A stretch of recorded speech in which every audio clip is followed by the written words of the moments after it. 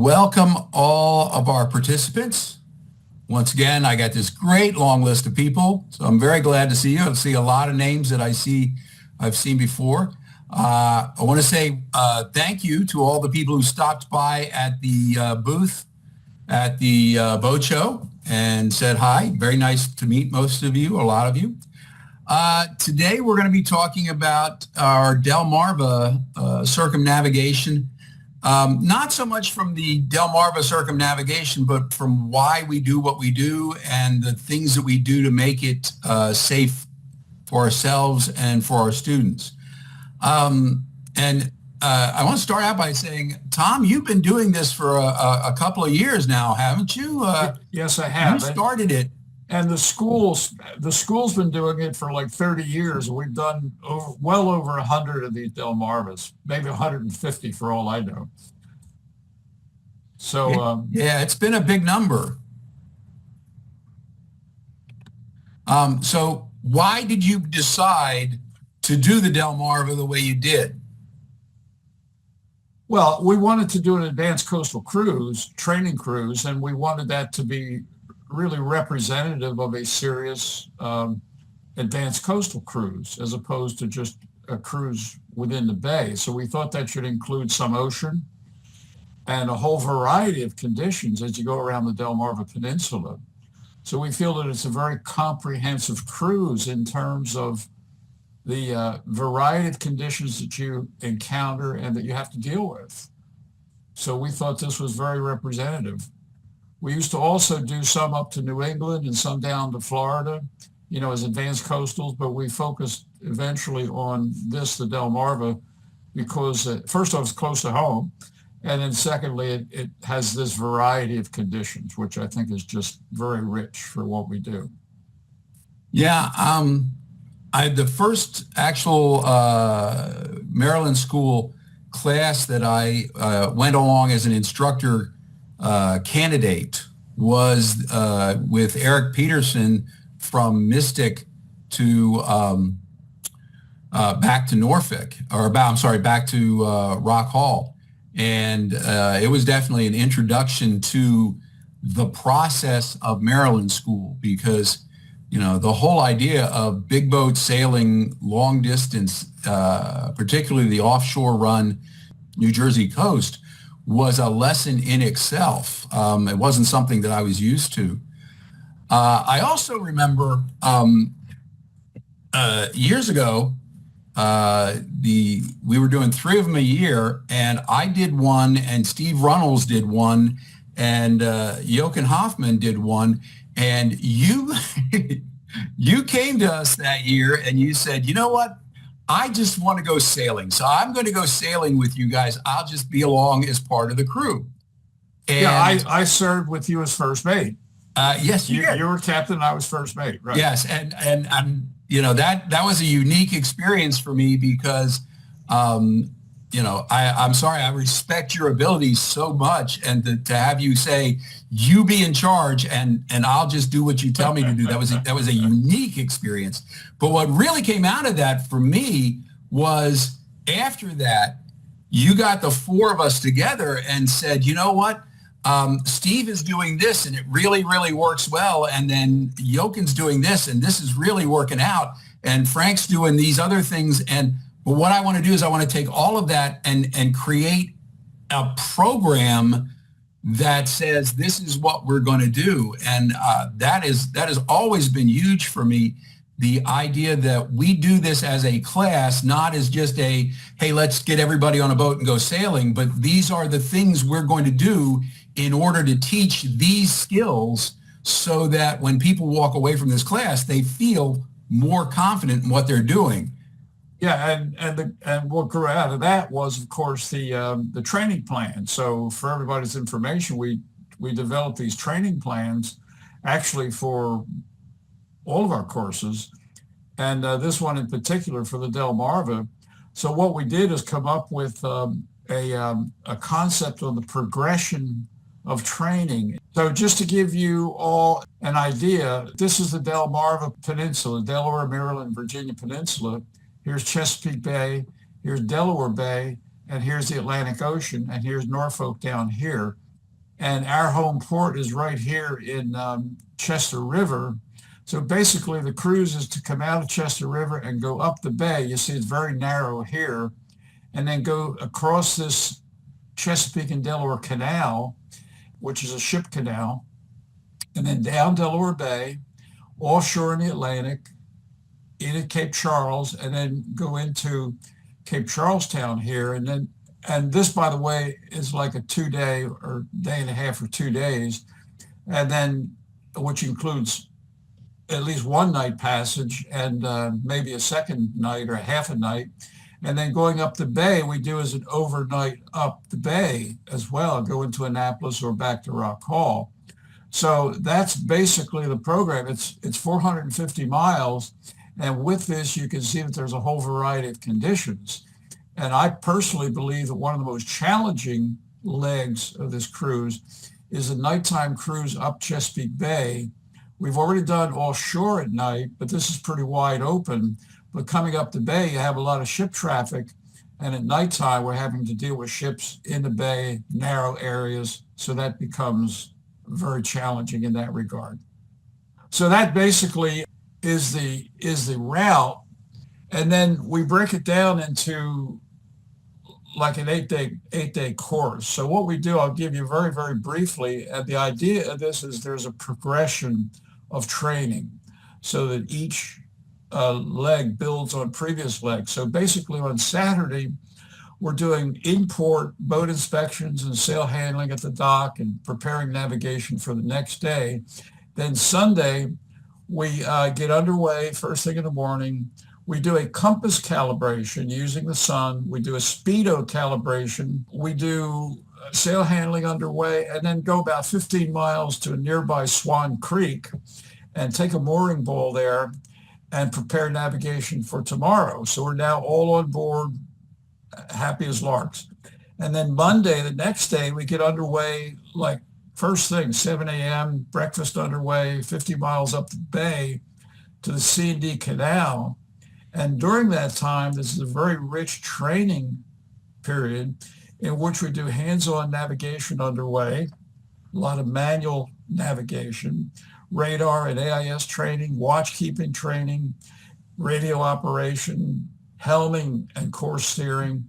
And then we get into Summit North Marina on C&D Canal, top up our diesel and water, and we pump out the waste tanks, and we take a slip and we prepare navigation for the next 2 days, because the next 2 days will be nonstop from this location on the C&D Canal down into Norfolk. We're underway first thing in the morning, and there's about 150 miles down Delaware Bay in the Atlantic Ocean to Cape Charles.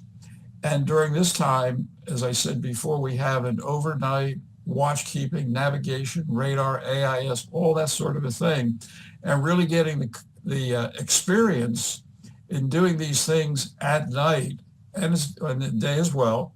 And there we get in on Wednesday evening, and Thursday we depart Cape Charles town. We're usually underway by about noontime because we got in late last night. And then we go the overnight up the bay, 120 miles or so up the bay. And then Friday morning, we arrive at Annapolis after the overnight sail, and we take a slip. We sit for the 106 exam, the ASA 106 exam, dinner on the town, prepare navigation for the next day. And then Saturday, we have a leisurely morning, return to our home marina, clean up the boat, top up the fuel and the water, and pump out the holding tank, have a graduation ceremony, and then the cruise departs. So it's been quite an experience, and we're living with 6 people on the boat for the whole week, so we get to know each other very well. And I believe it's a very rich learning experience. I agree completely. I think that the two things that to me are the most effective are that run up the bay on Tuesday when we're going up toward the C&D Canal, because there is so much hands-on navigation training. All the stuff that you teach in the 105 that's where we're actually putting that into practice. And we've done running fixes and 2 and 3 bearing fixes and danger bearings and all those kind of things in a controlled environment. That's because as you and I both know, as we go up the bay, we know the places that we're going to get these really good 2 bearing fixes, these really good running fixes, and we can work those into the process. But I think the other thing, I actually have a story on this. Like I never have a story. Is the nighttime crew overboard, which this is the only time we do a nighttime crew overboard, and I've been doing it about where the Potomac and Chesapeake come together, because the conditions there, particularly if you've got offsetting tides and currents, can be really, really challenging for a boat handler to try and get the boat in position. But my favorite nighttime crew overboard story comes from before we started doing this. I had 2 crew members. I had 2 crew members asleep and 2 crew members on watch. We had 4 students and one instructor. And the rover had gone down to take the end of watch logs to update stuff. And I had the student on the wheel. I said, I want you to go up onto the coach roof there, and I want you to clip in. And when I point at you, I want you to yell as loud as you can. Now, we were motoring because we didn't have a lot of wind. I said, I want you to yell as loud as you can, and I'm going to throw the MOB in the water, and we'll see what happens. Because we had already done the nighttime training crew overboard. This was a unannounced one. And so I throw the MOB in the water, and I point at the student, and he yells as loud as he can, and nothing. When it happened, I threw the wheel over, and the boat started this big spin, and nothing happened. And after we almost ran over the MOB in the water, so I spun the wheel back the other direction, and I pointed at the helmsman again, and he yelled again, and still nothing happened. And finally, the rover pokes his head up through the companionway and says, "Hey, where's John?" And I said, "He's not here." And I said, He said, "What's going on?" I said, "I'm not here." And he looked around and he realized he had a problem. And he comes running up, looks over the side, sees the MOB with the blinking strobe on it, and starts bringing the boat around to get it. And I said, "Do you think maybe you'd like to have some more crew up here?" And he goes, "Oh, yeah." And he runs over to the companionway and starts yelling, "Man overboard, man overboard."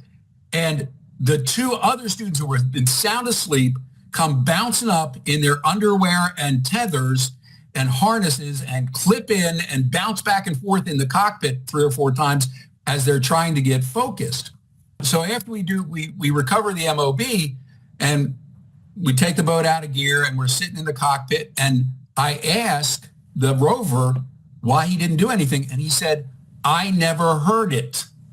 Now this guy, the helmsman, was sitting immediately above the nav station, and he was yelling as loud as he could. With the engine running, the rover could not hear him. And I had one of the students pulls out his phone and starts playing on his phone, and I said, "Is there something going on?" He says, "Yeah, I'm sending a message to my daughter." Now, his daughter lived on board his Pearson 36 down in Texas. And he said, "I'm sending her a message to tell her she's not to take the boat out again until I get home and put some more gear on board, because I learned what can go wrong." And I think that is the best lesson you can take away from one of these things is, my God, this is not like what we do in the daytime. This is scary out here at night. And walking away from that is a good thing. That's my story. So did you eventually get the MOB on board? Oh, we did, yeah.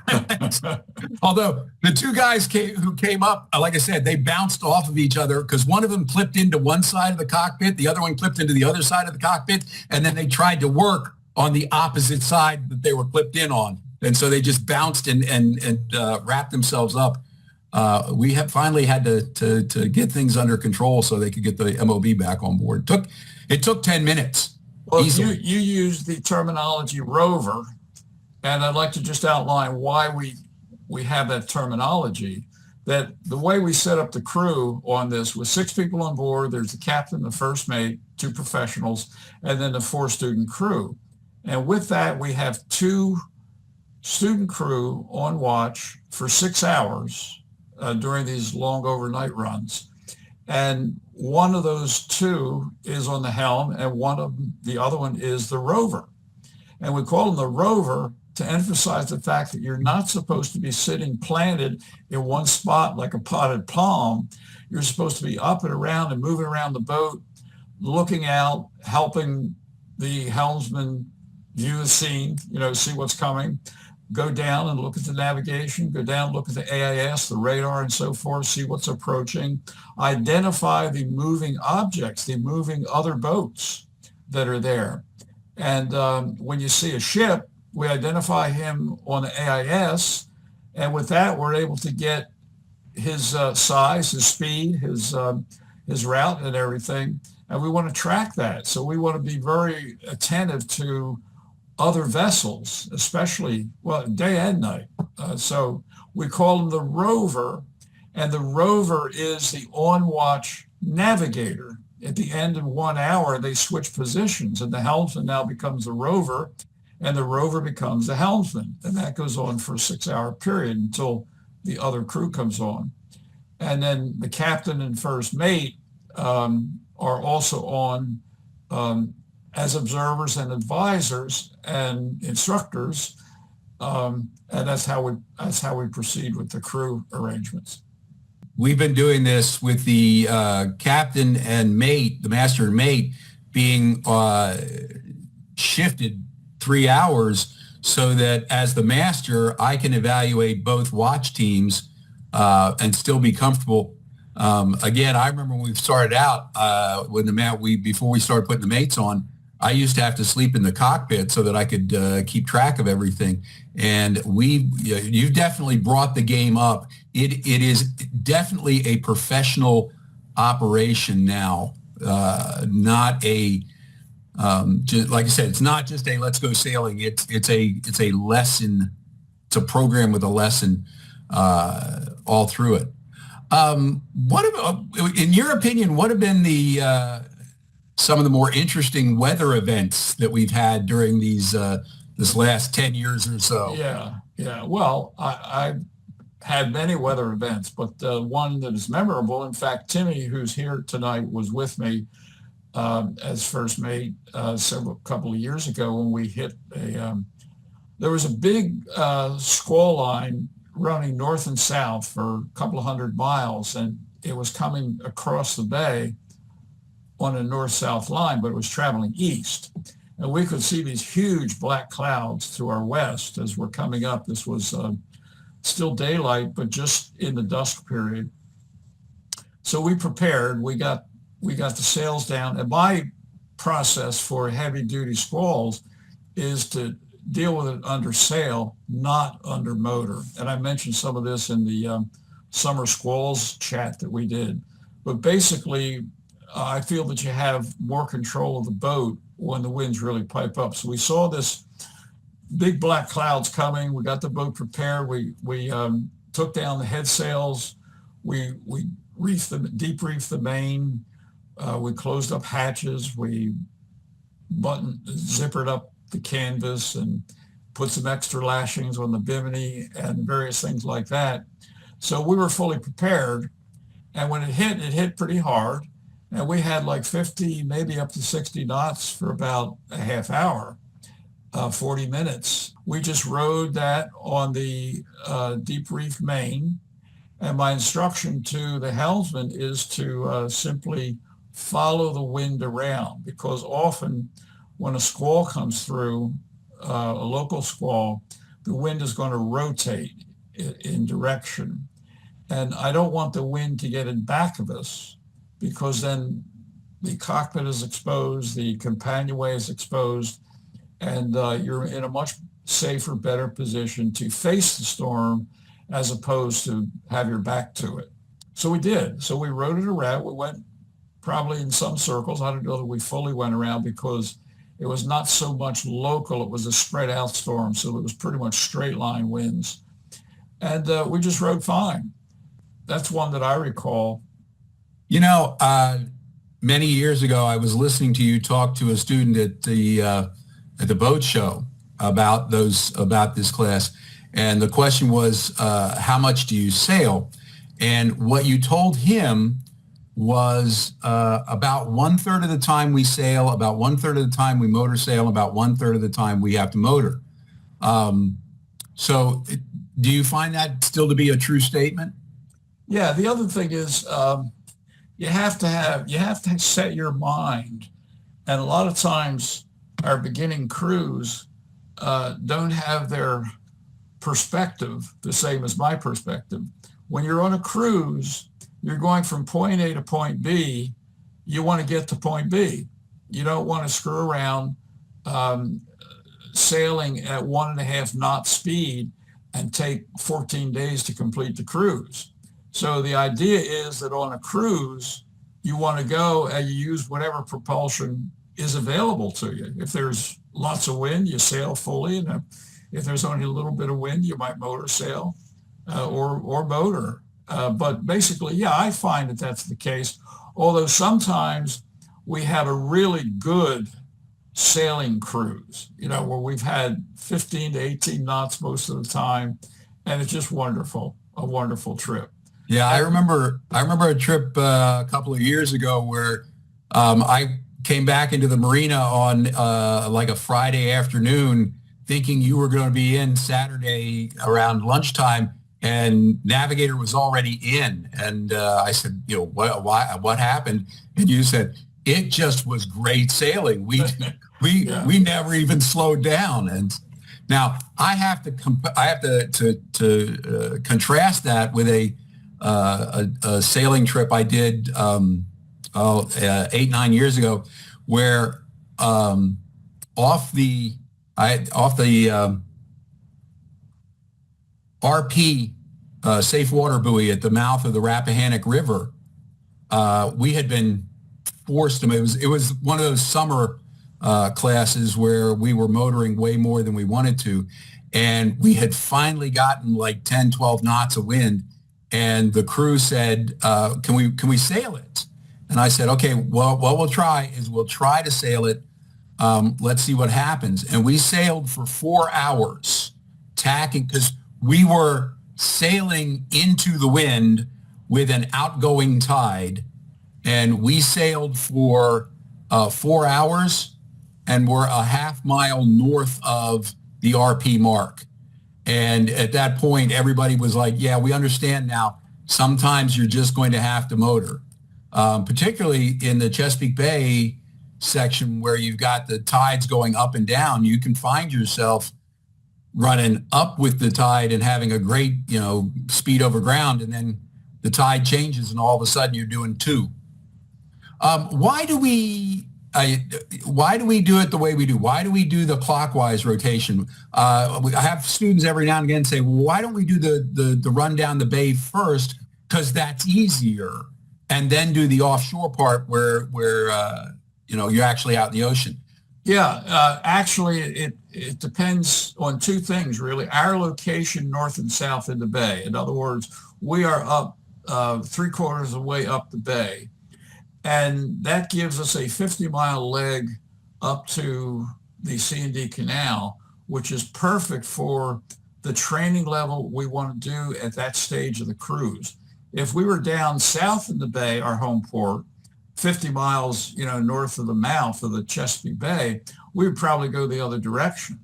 So our reason for going clockwise is really because it fits best with our training progression plan.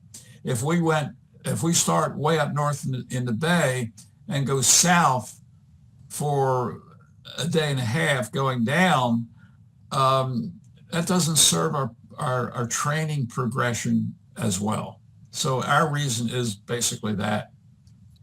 Yeah, I think the other thing I've found is that by doing the offshore leg first, people get used to sailing at night without having a lot of things around that they need to worry about. Where coming back up the bay, you have to really be focused on your navigation. There's a whole lot more things moving in the bay at night going up the bay. And the monsters are definitely out there. We have training plans for this, as I said, and for all of our courses, but the training plan defines very specifically and in great detail what we do each day of that cruise. And each of those days that I outlined earlier is defined in that training plan. So it's as Frank said before, it's not just going out and sailing and having fun. We're having fun, but we also want to accomplish certain, which we feel are important goals. And when we developed the training plan initially, we asked the question of okay, what are the activities that we have to do in order to complete this cruise? So going up the bay, what are the activities that we want to complete? Going down Delaware Bay, going offshore. So we listed the activities that we thought were important, and then we went and defined in great detail each of those activities. So even if you don't do a DELMARVA, getting a copy from our school store of that book will serve you very well in doing some future planning of your own. Okay, I've got a couple of questions that have come in, so I'm going to go ahead and read these questions now, and we can, if we go off on another tangent, we can. The first question is, when sailing through the squall, where do you try to keep the wind relative to the boat? Yeah, well, I try to keep it at about 50 degrees apparent wind angle. And if I'm sailing under this condition with only the deep reef main, that's probably as close to the wind as I can be. But basically, I want to stay as close to the wind as possible without tacking, and go in a circle if I have to follow the wind around. I just don't want the wind in back of me. Right. Yeah, and the windage, particularly on high winds, the windage on the bow of the Island Packet 40 acts almost like a deep reef main or a deep reefed head sail. Maybe I read it incorrectly on the website, but don't you sometimes start and end in the Norfolk area? Jay, I think what you probably read was the Bermuda trips. The Bermuda trips do start and end in the Norfolk area, and then we do what we call the 104E. It's a ASA 104 course. The E is for extended because it's one extra day, and that is bringing Navigator back up to Rock Hall from Norfolk. So we do that. That's not a 106. We're going to stop every night. Next question. If I understand correctly, this cruise/course is a 106 level. What prerequisites are required for this course? Also, can I use the Canadian Power and Sail courses as prerequisites? Well, there are actually two requirements from our standpoint. Number one, do you have the past sailing experience and training that qualifies you for this level of cruise? In other words, we don't want to have beginning sailors on this. We want to have experienced sailors because it's an experience level cruise. So we have two tracks that have to be satisfied. One is, if you have enough experience to do the cruise, you can do the cruise even if you're not getting ASA certification. But if you want ASA certification, then the prerequisites are to have all of the lower level ASA keelboat certs, which are 101, 103, 104, and 105 is the navigation. So you need those if you want the ASA cert, but if you're not going after the ASA cert, you can still do the cruise if you have enough experience to qualify. And our website defines the prerequisites in the qualification for this. Yeah, and expanding on that just a little bit, the 101, 103, 104 classes, basically, if you sign up, you're going to get to take the class. With the 106, we actually, Tom and I actually review the resumes, and we'll offer you a berth if we think you're ready. You really, because we're going to be offshore for more than 24 hours, we need to be sure that the 4 students on board are capable of making the trip. So there is a certain amount of, even if you've done 101, 103, 104, 105, we really want to know that you're going to be okay. The other thing I'm going to say is that even if you haven't done 101, 103, 104, you can take the course, but I would highly recommend that you do some navigation course. Tom's 105 is amazing, and he teaches everything you're going to need to know in a very controlled manner. But even if you don't do his 105, if you're going to do a 106, even if you're not going to get certified, you should have that level of navigation training, because 106 is the practical for the 105. And related to that is the fact that the navigation preparation is done by the entire crew. The 4-student crew, with our oversight, prepares the navigation. We have everybody participate in that preparation activity so that everybody knows what the course is going to be, what the potential hazards are, what are the opportunities. So they need to know in detail ahead of time. We don't want one person doing the navigation prep and then the rest of the crew is kind of dumb on it. So everybody participates in each of those nav prep days. When we do the nav prep, we do it all on paper and pencil charts, paper and pencil navigation. Once we finish that and we have it entered in our logbook as far as our cruise plan for that leg, we then go to our electronics, our multifunction plotter, and program in waypoints. And during the cruise, we use both the paper chart and the plotter charts in conjunction. Question, how does the tides affect the trip on the Delaware River? Do you have to time the trip up or down the river per the tide? Well, my reaction to that is, look, the tide goes this way and it goes that way. And in the end, it just averages out. So I personally, when I leave the C&D Canal for that leg down, I do it on people time as opposed to, now Frank may do it differently. Some guys like to get up at 3 a.m. and go early, to hit the tide. But I figure, look, by the time I get down to Cape Henlopen and into the Atlantic Ocean, the tide's going to go both ways. So when it's against me, I'm going to be frustrated. When it goes with me, I'm going to be exhilarated. So I don't worry about it in that regard. Yeah, I'm the same way.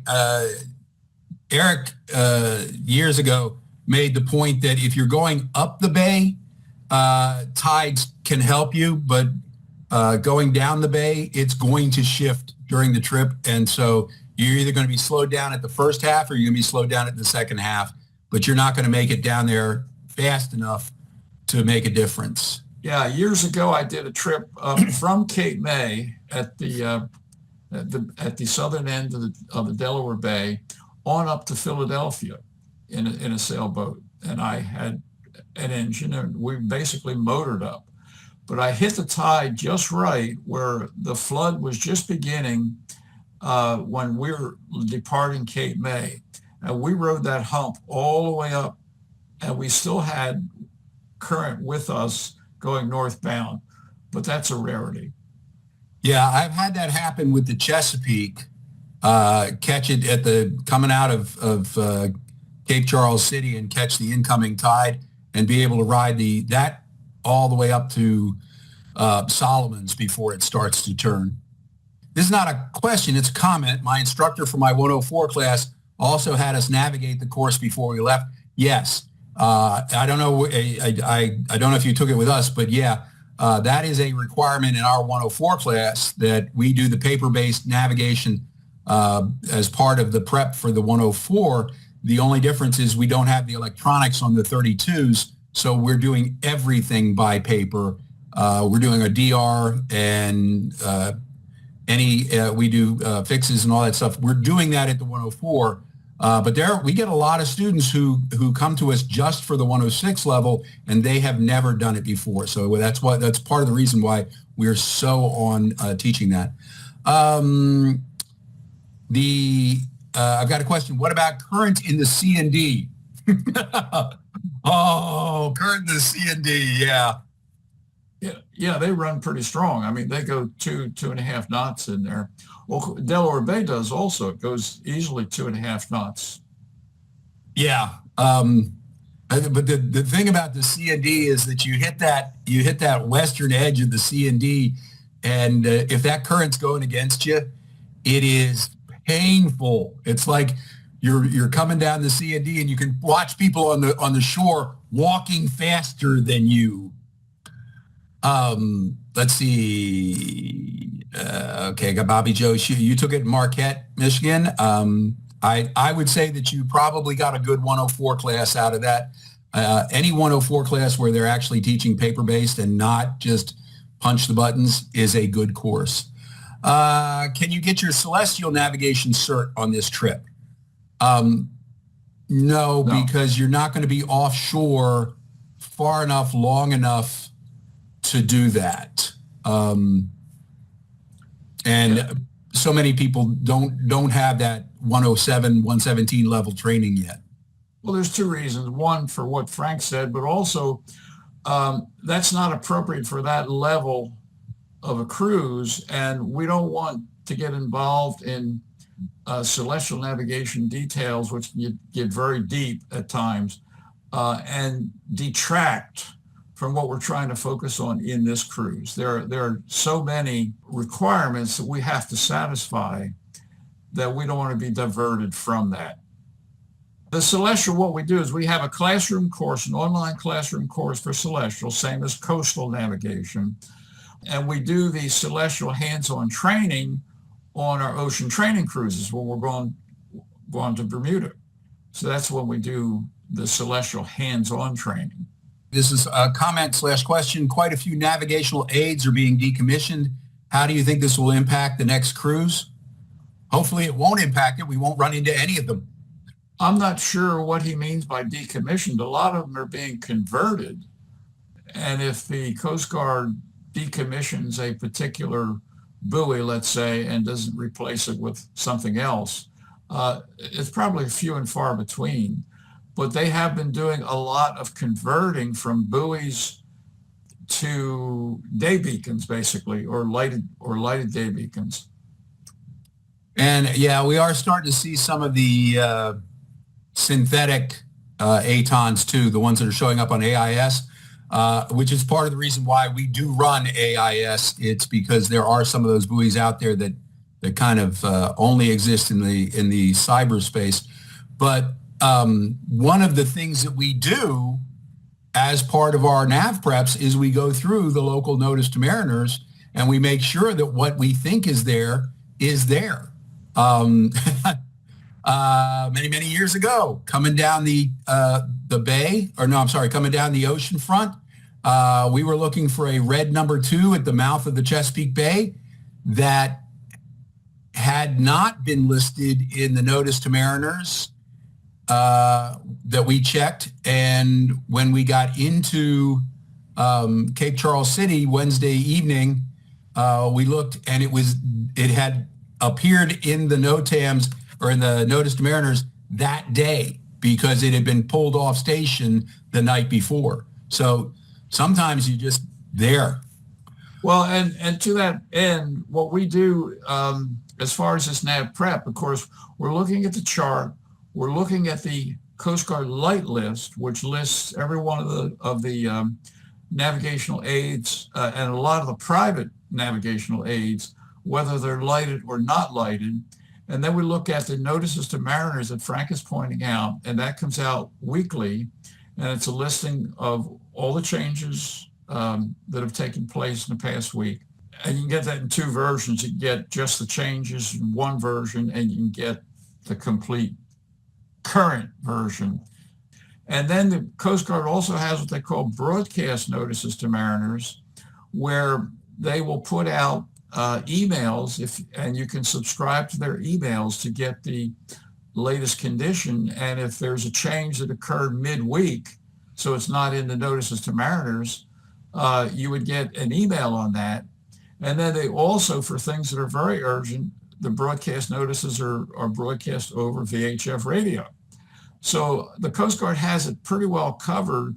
If you are, and we go through this in detail in our NAV course, but if you're aware of these features, it's very easy to keep up to date with pretty much real time.